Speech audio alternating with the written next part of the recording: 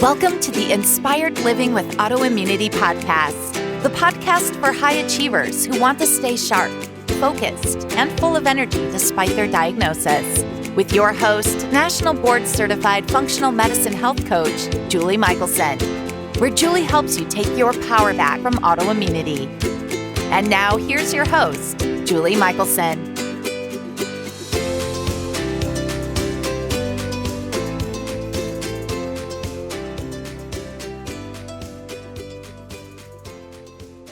Welcome back to the Inspired Living with Autoimmunity podcast. I'm your host, Julie Michelson, and today I'm joined by Dr. Tim Jackson. Dr. Tim is a doctor of physical therapy and orthopedic rehabilitation and a functional medicine provider. He holds a BS degree in health science and chemistry from Wake Forest University, and he serves his clients in over 15 countries through his telehealth practice at healyourbody.org, where he's helped thousands over the past 8 years. Our conversation today is about the 2 reasons you may still feel unwell. We're talking about the all-important oxygen and mycotoxin toxicity. Join us to learn how they may be playing a role in your symptoms and what you can do about it. Dr. Tim, welcome to the podcast. Thanks so much for having me, Julie. I really appreciate it. So you have an interesting story that got you into this world of functional medicine. Interesting in that, to me, from where I sit, you're brilliant. Because so many people come on the podcast, and for most of us, it was, our healing journey. But a lot of the docs that they started down the allopathic road and then figured out that wasn't serving them or their patients the way they wanted to. So share a little bit of your story with us. How did you get to functional medicine? How did this become of interest to you? Yeah, so I went to undergrad with the intentions of becoming a traditional allopathic medical doctor. And while in undergrad, I started exercising, got interested in nutrition, started eating healthier. And I did a lot of preceptorships and volunteer work at the Wake Forest University School of Medicine. And, one of the residents pulled me aside one day and he said, clearly you're smart enough to go to an MD program, but you're probably better off just getting a ticket to play the game. He said, just get a doctorate in something in healthcare. And so that was my first motivation. And my second motivation was I had a very horrific jaw surgery my senior year in undergrad. And that caused a lot of things that my body had been able to control and suppress. They started to surface. And so I had, severe candida overgrowth, heavy metal toxicity. I've had Lyme. I've had Babesia bartonella, mold toxicity. And so, it each sort of added a layer to my healing journey. Absolutely. I'm familiar with the multi-layer healing journey for sure. And so, wow. So you just early on, then you realized that allopathic medical training wasn't going to kind of feed you and with the knowledge in those areas. Yeah. And I mean, I could turn my head and, just pretend not to listen for 4 years.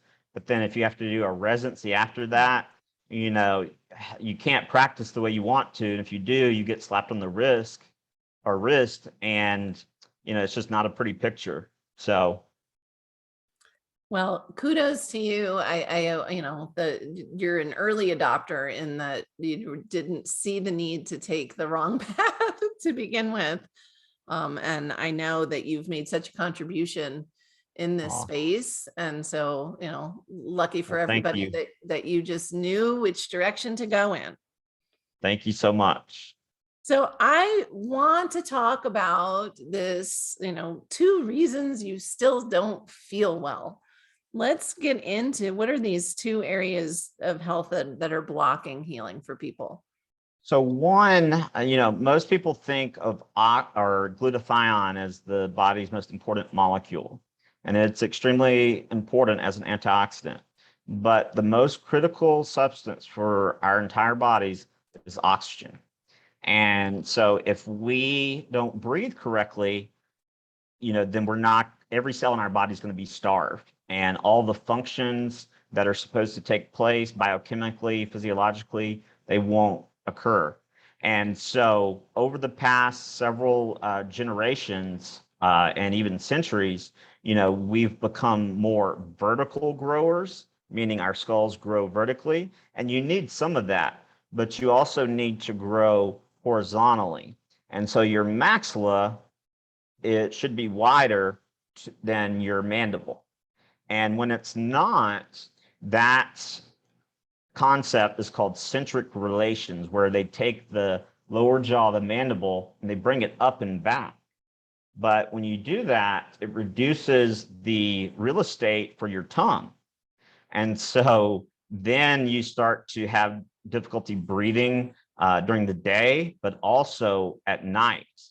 And sometimes, you can get a true sleep study where you have to go into the hospital done, but the best sleep study, you can get a ring that you wear on your thumb. And and so this is a little bit different than the Oura ring. This is specifically for sleep studies, but it gives you all the data that you need, without being woken up. And that will tell you right there if you're even borderline hypoxic. And so a lot of people think that, you have to be obese or overweight to have issues with breathing. But that can certainly exacerbate it, but you can be extremely thin and lean and have airway issues. And so the 3 hallmark signs are: number 1, snoring; number 2, lack of feeling rested upon awakening; and 3, acid reflux. The trifecta. And so everyone knows oxygen is important for the body. But the other thing to remember is that the nerve that feeds the face, the trigeminal nerve, has 3 branches. It sends information to the same nucleus in the spinal column as the vagus nerve. And the vagus nerve, when we activate it, it increases our parasympathetic tone. Parasympathetic portion of the autonomic nervous system is rest and digest, or feed and breed. And so all healing takes place in a parasympathetic state. And when you have a trigeminal nerve that's impinged upon because of jaw, TMJ issues, jaw misalignment, then your autonomic nervous system can never function optimally or even well. Which is so amazing. And I didn't really know where you were going to go with our interview today. And I'm so excited because so far you've already given such amazing gold. I've had people say, well, I went in for a sleep study and they didn't find anything. And I'm like, well, did you sleep? No. Okay, well, let's do a home sleep study then. And I can tell you those 3 things, the snoring, and oftentimes, especially if somebody lives alone, I'll hear, no, I don't snore. Fine. If you don't think you snore or your partner doesn't complain that you snore, that's fine. Almost everybody I ask, do you feel rested when you wake up? And the answer is no, of course it's not. Right. You're not getting enough oxygen. And the acid reflux, so common. I can tell you that everybody that we've sent in for a sleep study or ordered a sleep study for has had some form of apnea to some degree. And Yes. I love that what is more important than oxygen? Nothing, absolutely nothing. And so everything from cognition to anxiety or increased anxiety, trouble with blood pressure and hypertension, arrhythmias,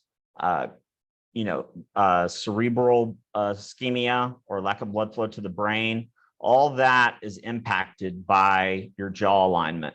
And so, you want to intervene as early as possible, but at the same time, it's never too late.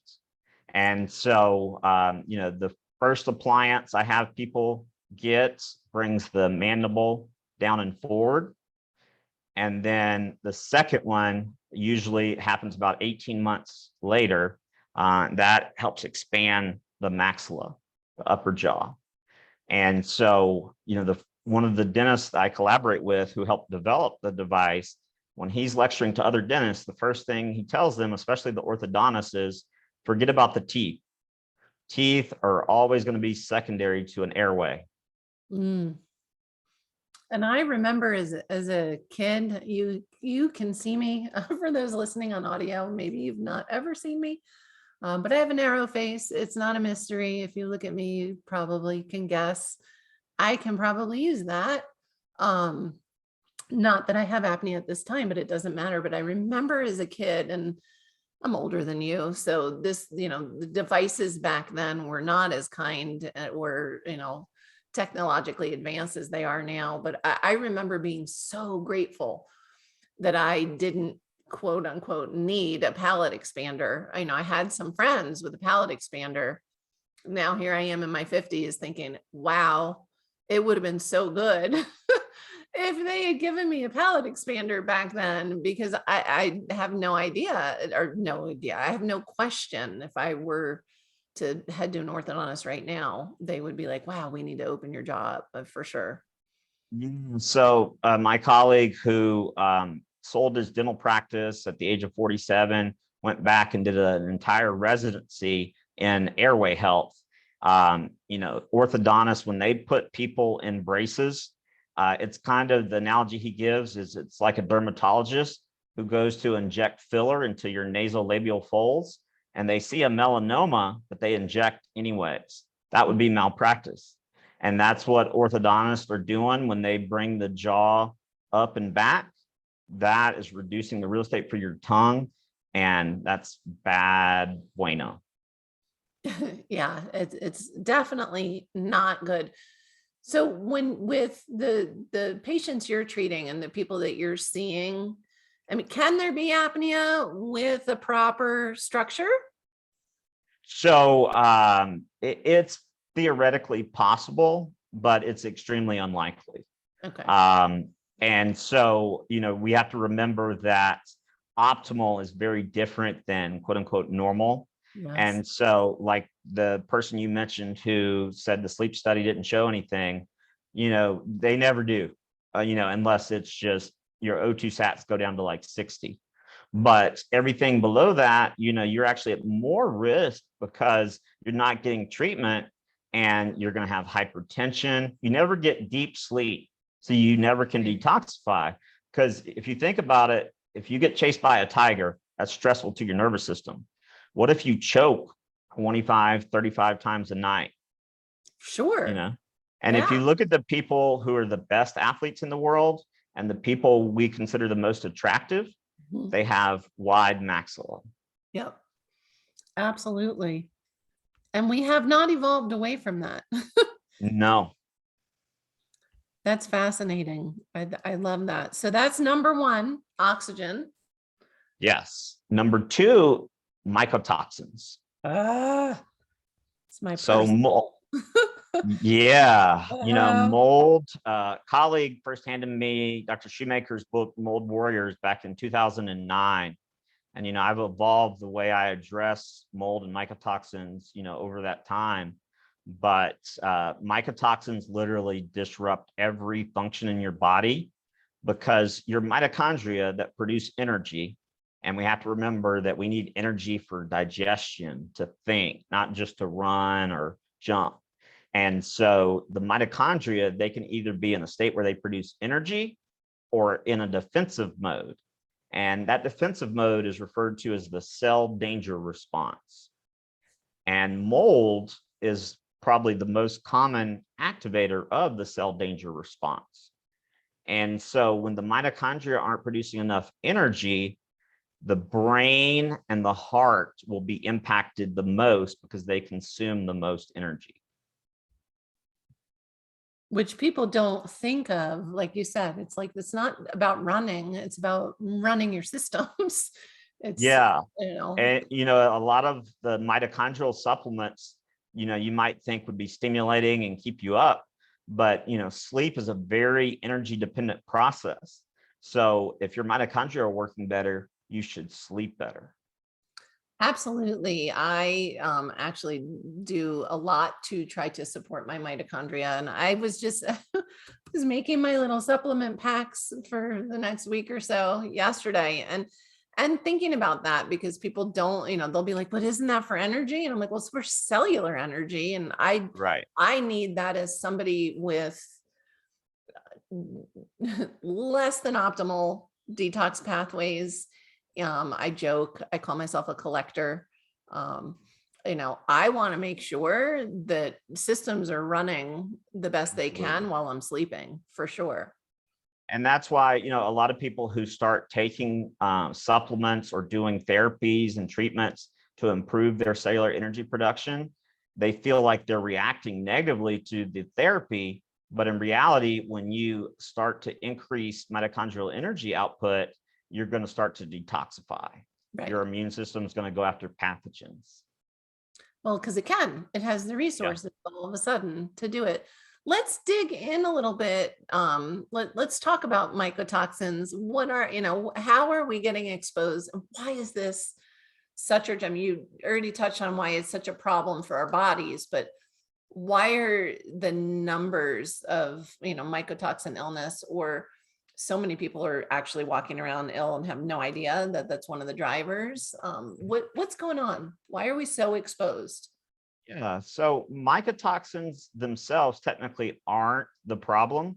So if you went to the Amazon forest, you're going to be exposed to dozens of types of mold and mycotoxins, but it won't bother you most likely.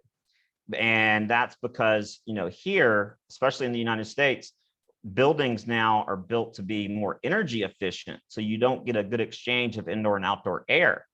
And when you get one or two mycotoxins inside and there's not a good air exchange, those mycotoxins start to proliferate. And it's just like the bacteria in your gut. You can have too much of one genus or species, and that will push out the other good species. And so, we have to be mindful of that. The other thing is non-native EMFs, so electromagnetic fields. That makes the mold feel like it's being attacked. And when they feel like they're being attacked, they produce more mycotoxins. Ah, that I did not know. And that makes me, sometimes I think even people in functional medicine kind of look at me like I'm over the top. And so I'm thrilled for all the little things that I try to do to mitigate. Obviously, we're on computers right now, but any little place, I shut my Wi-Fi, my routers off at night. I try to limit my exposure. Again, I live on this planet in this time. I'm not Yeah. avoiding exposure, but I had no idea about that. And that makes perfect sense. Yeah. Dr. Klinghardt was the one who showed that many years ago. Well, and take And that combo, right? I live in a newer home, and that's that. I'm so glad you touched on that, because people say that to me all the time. Oh, I can't have mold exposure. I live in a new home. And I'm like, oh, you live in a new airtight, you know? right. But that Yeah. makes, so think of, we're in our homes, and then we've already created problem A if it's a newer home, and older homes have their own problems because they're flooded with mycotoxins for different reasons. And then we're throwing those EMFs in there constantly. And So if you think about it, when they put a new home up or a new apartment or condo building, they put the framework up and they may not come back to that job site for 2 or 3 weeks. In the meantime, it's going to rain multiple times. So you're already starting off with a foundation and a framework that's conducive to mold growth. absolutely. I drove my GC crazy on this job. And again, I don't care. I'm like, that's fine. It's my home. Y'all can think, I remember, even with not that this is directly related, but it is, it's about controlling where you can.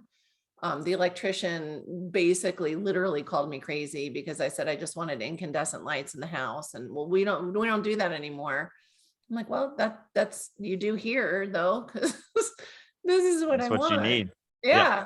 Yeah. Yeah. So it is such a widespread problem. I want to touch on, so people think of mold in the home, and I think a lot of people still to this day think visible black mold, right? Mold that they Mhm. know they have and they've been ignoring. Tell us a little more about, you know, you just touched on, right? It can be in it could even be in the framing. But how common is it that people have mold that they're not even aware of? I don't think there's been more than one person I've tested in the past 7 or 8 years who didn't have an extreme amount of mycotoxins.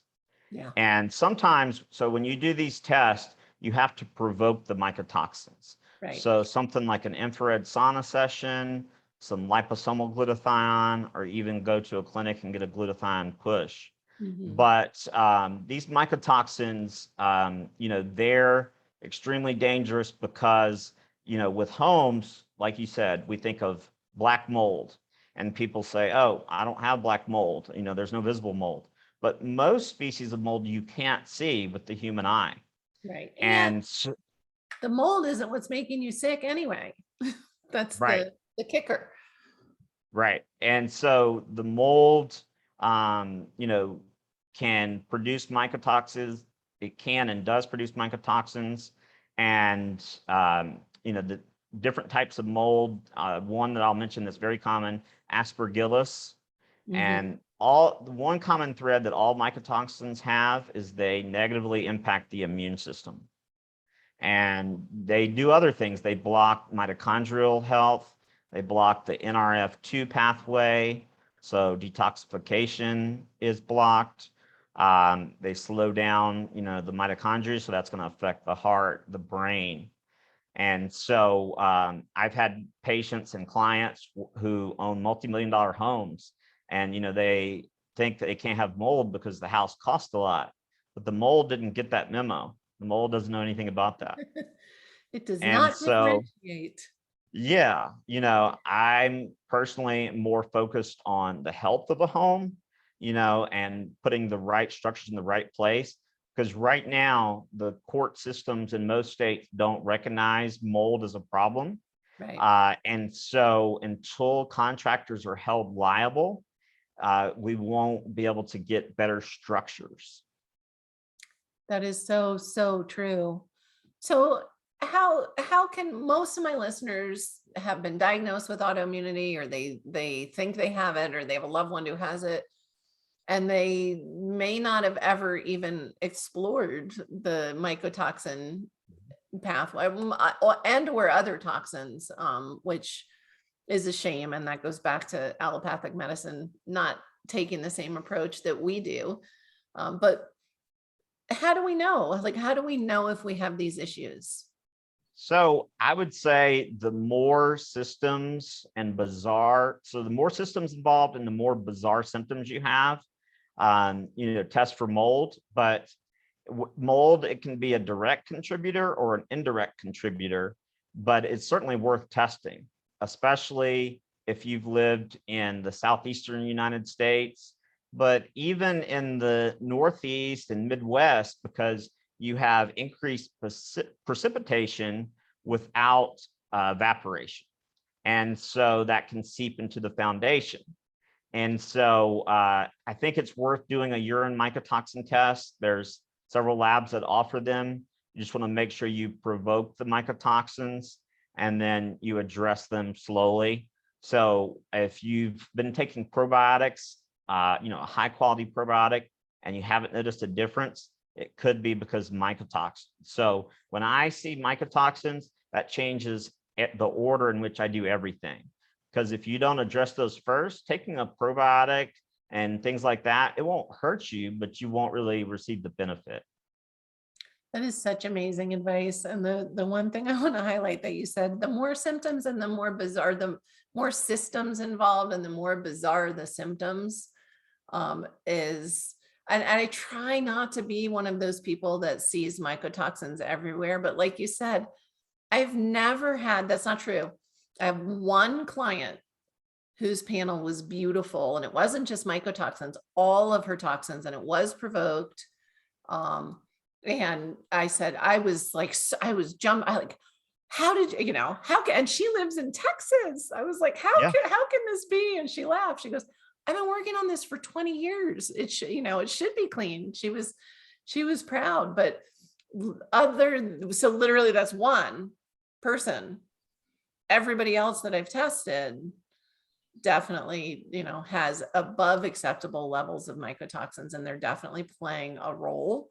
But even here in Colorado, which is, supposed to be so dry, when I moved here 20 years ago, I remember we had a house we put under contract and we wanted a mold inspection.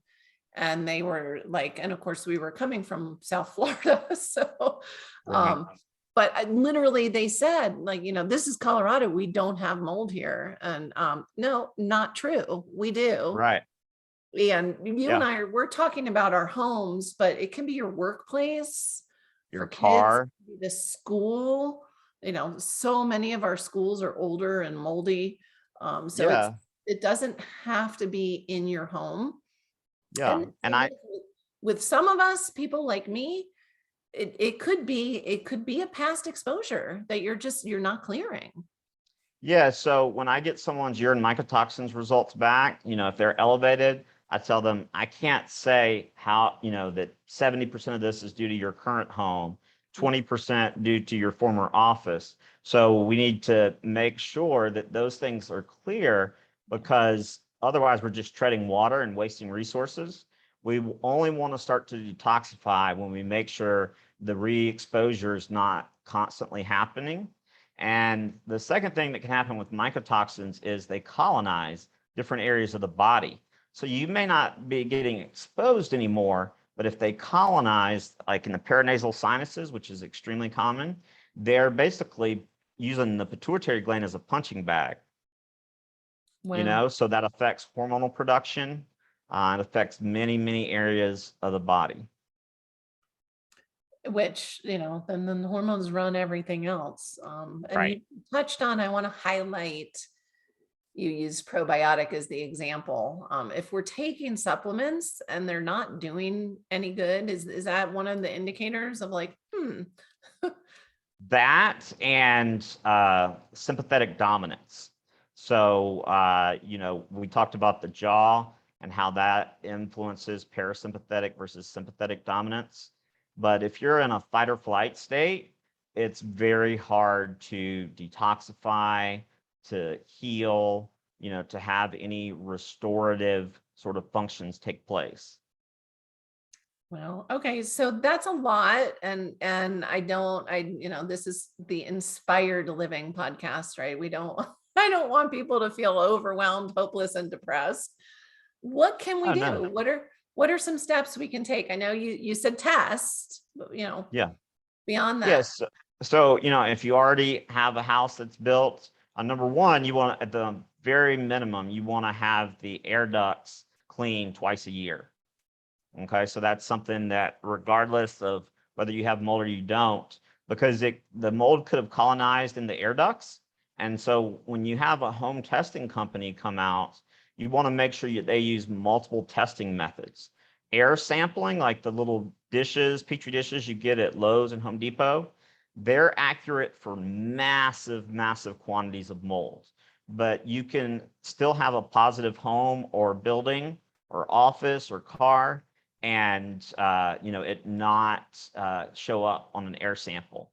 And so having a camera that can look behind the walls for increased condensation and down into the ductwork is extremely important. And so that's one thing. Number two, something that's pretty inexpensive and that works very well is a product called Home Biotic. And it's a probiotic for the air. I have no affiliation with the company, but I like to inform people about great products. And at the very least, it's not a huge investment, so you're not going to be wasting a bunch of money. But behind me, and I also have no affiliation with this company, but the Air Doctor, I've used multiple types of high-end air filters, and the Air Doctor is now cost effective for almost everyone. and it filters down to, I think it's 0.009 microns. And so it has the ultra HEPA plus carbon filter. So that's one thing people can do in addition to having the ductworks clean. And number two, make sure the humidity indoors never exceeds 50%. And the people living in Florida are going, what? Yep, exactly. A question for you about getting your air ducts cleaned. Do you need to hire somebody specific, or is that safe for, I think of things going airborne, right? So Yeah. are most companies, are they doing it the right way, or does it need to be some kind of specialized remediation company? So I would think you would want to seal off the vents. I'm admittedly not an expert on ductwork, I'm but throwing you under the bus here, sorry. No, that's okay. I would think you would definitely want to seal off the vents, Sure. while they're being cleaned. And then, depending on the size of your home, in general, the air ductor covers about 900 square feet. So 2-story home is going to need at least 2. And some of the other, if you want a different brand, it's always better to get multiple small air filters than one huge air filter. Yeah, it's amazing advice. So important, really so important. My daughter, literally yesterday, she had been on a trip. She has her own apartment, and has been traveling a lot. She's between graduation and grad school, and she noticed it's like the third trip in a row where she gets home and she tanks. She's inflamed. She doesn't feel well. And I said, I bet it's the apartment. And she said, my air filter has been running. She has a high-end air filter that's also very good. I would say, can hold its own with Air Doctor. And she said it literally is just, she knows there's something in her apartment. She's about to move out of that apartment, although she's moving to Scotland where she'll be living in something hundreds of years old. So Right. hopefully she can get an air doctor over there. But she was able to even just, A, feel it, and then B, be like, yeah, and my air filter agrees. It is just trying to get this stuff out of the air for me. Absolutely. And, one thing I would tell people is that, if you have a family, one or two people in the family may have no symptoms. The other family members, they both may have, or all three may have severe symptoms, but they may all be different. Yes. So for one person, it can be brain fog and cognition. Yeah. One person, insomnia and mood swings. Another person, just overall fatigue and malaise.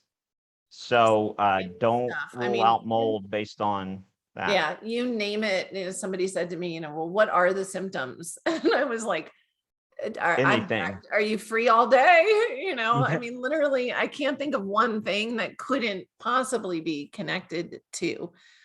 So what's your approach? Do you have in my programs, everybody that comes to me, because again, they're already dealing with chronic health issues.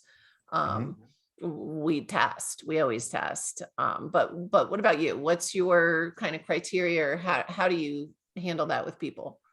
So I usually start with the organic acids test from Great Plains Laboratory, because there's a few markers, about 4 or 5 markers on there that can indicate several types of mold.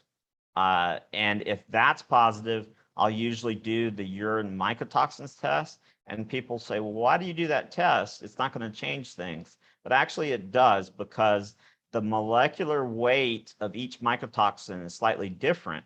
Therefore, the binders have to be customized. And so I would love to have a blanket recommendation, but we want to rule out that you're not still being exposed on a daily basis. Then we want to make sure your bowels are moving, and then start binding up the mold. I love that you said that. You guys, you're not going to heal if you're continually being exposed. I've never seen anybody be able to clear. And I love that you brought up, bowel motility. People tend to look at me like I'm crazy. I'm like, it's a detox pathway, people. Like it's, and that's another area where what you may think what normal for you isn't necessarily optimal. I mean, I have had grown adults come to me and tell me, oh no, their GI system is great, their bowel movements are normal, and then I find out they're having like 2 a week. Like, Right. no, that's I've, not yeah, normal, I nor is know it what you're talking optimal. about. Exactly. Yeah. And, one thing I'll say is that, if you go to an environmental medicine doctor or clinic to get Mhm. treated for mold, one of the first things they do is an oxygen concentrator. And so that gets back to my first point about the Yeah. jaw. I mean, supplemental oxygen can be very good. They have the oxygen bars and everything. You can get home units, but you want to make sure that you're able to breathe properly first. I love that because again, we need oxygen, and if we're trying to correct systems that are oxygen depleted to begin with, it's an uphill battle that we are going to lose. Yes, absolutely. And one point I wanted to make is that a lot of times people hear mold toxicity and they sort of think that's the same thing as a mold allergy. You can Mhm. have both, but mold toxicity is a separate issue. It's the bioaccumulation of mycotoxins over a period of time. An allergy would be an allergic IgE Right. mediated response to mycotoxins. I'm so glad that you brought that up. It's definitely, and again, from what I've seen, that mycotoxin toxicity is almost always, and if not mycotoxin, then some, whether it's environmental or metals, it's almost always one of the players. And as you said, it can exacerbate symptoms or trigger symptoms from something else. Mycotoxins and Lyme, those are dirty players together and very And common. I'll give your listeners and you a tip. I'll save you about $10,000 to $20,000. You won't get the metals out, even with chelation, until you get the mycotoxins out. There It you has go. to do with the molecular weight. Got to go after those mycotoxins first. So for those, and I see it all the time. Oh, well, my doctor ran a heavy metals test. I did they did a challenged, and I'm like, just heavy metals? Yeah, Why just right. heavy metals? So Plus, this the is, heavy metals could be under biofilms. yeah, this has been probably a lot for listeners to digest, Sorry. chew on. No, it's fantastic. It's so key. And again, these are things I see day in and day out in my practice. And I had no idea what the answer to the two things was going to be. And so I'm so excited that it is both of those, between the apnea and the mycotoxins. It's literally almost every time we test. It's definitely an issue. Yes. So that is amazing. What is one step, because we just gave like a ton, but what's one step, listeners, whether they know, they don't know, what's one thing everybody listening can do today to start to move their health in the right direction? Start breathing only through your nose. Even if Ah, it's just an hour a day, or even start with 20 to 30 minutes a day. Both inhale and exhale through your nose. Now, the caveat is you have to have nasal patency, which means the nostrils are dilated essentially, or wide enough. And so if you don't have that, or you have mycotoxins that have colonized the paranasal sinuses, you won't be able to do that. So you'll have to go and address that first. But I think it's certainly worth starting a program where you try to breathe consciously 20 to 30 minutes a day and build on that. That will calm the autonomic nervous system. And for listeners, underneath your diaphragm, you have a lot of parasympathetic fibers. So that's why deep diaphragmatic breathing helps to balance the nervous system. well, and I know I'm supposed to wrap it there, but I have to follow it up with one more question. Mouth taping, are you a fan? If somebody has handled all the other things, so you're talking about breathing through your nose, is that something you think is a good idea?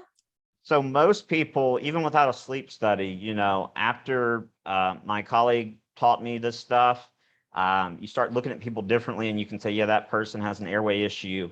And so you have to, establish Yes, nasal that. patency first, because if you go and just start taping the mouth, Sure. and you can't, it's like breathing through a coffee stirrer versus a garden hose. Yeah. So yeah, I mean, I think that's mouth taping can be good, but if you have to breathe through your mouth, Structure in place. yeah, absolutely. Amazing. Dr. Tim, where's the best place for listeners to find you? We're going to include all your links in the show notes, but for those that are listening on the go, where can they find out more about you? Yeah, so my website is healyourbody.org. So healyourbody.org, and it'll be in the show notes as well. And I'd like to offer your listeners 10% discount on an initial consultation. Which is amazing. And the link to that discount will also be in show notes. You can use code Julie24 for that. And I encourage you, check out Dr. Tim, book a consult, see what he can do for you. Dr. Tim, thank you so much. You have shared so many amazing tips with us today. Thank you so much, and thank you for the work that you're doing. For everyone listening, remember you can get the show notes and transcripts by visiting inspiredliving.show. I hope you had a great time and enjoyed this episode as much as I did. I'll see you next week. Thank you for listening to Julie Michelson's Inspired Living with Autoimmunity. Did you enjoy this episode? Please like, share, and subscribe wherever you listen to podcasts. If you'd like to get a transcript of this and every other episode, just head on over to inspiredliving.show or click on the link in this episode's description. There, you can also find everything we discussed in this episode, including links and information about our guest. You can even send in your questions to be answered by Julie in a future episode. That's inspiredliving.show. Until next time, this is Julie Michelson's Inspired Living with Autoimmunity podcast, helping you take your power back.